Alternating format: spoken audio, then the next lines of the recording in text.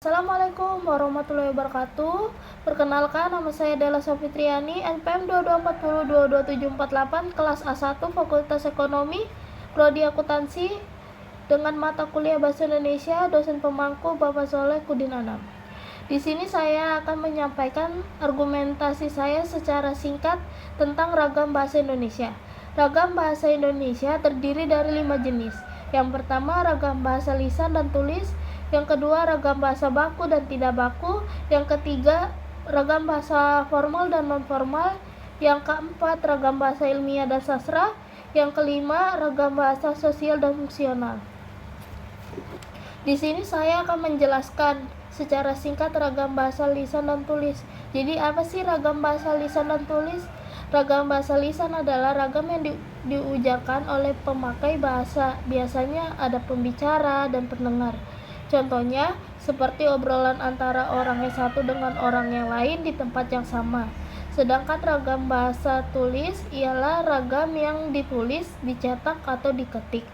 Biasanya ada penulis dan pembaca. Contohnya seperti komunikasi lewat handphone, surat menyurat, dan media cetak lainnya.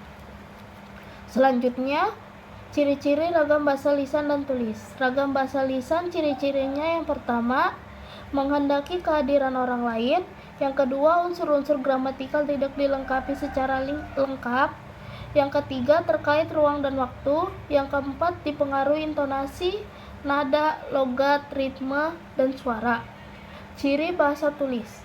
Ciri bahasa tulis yang pertama, tidak memerlukan kehadiran orang lain.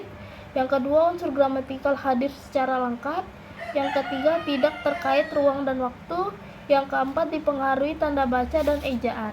Selanjutnya ada pula manfaat bahasa lisan dan tulis. Yang pertama, manfaat bahasa lisan. 1. Komunikasi yang lebih spontan. Yang kedua, ekspresi emosi. Yang ketiga, keterlibatan lebih personal. Yang keempat, kesempatan untuk klarifikasi. Manfaat bahasa tulis. Yang pertama, kesempatan dan berkonsisten. Yang kedua, dokumentasi. Yang ketiga, komunikasi jarak jauh. Yang keempat, pertimbangan yang matang.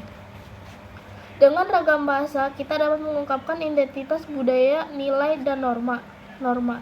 Jadi, dengan ragam bahasa itu kita bisa tahu identitas budaya, nilai, dan norma-norma sosial yang melekat dalam suatu komunikasi itu.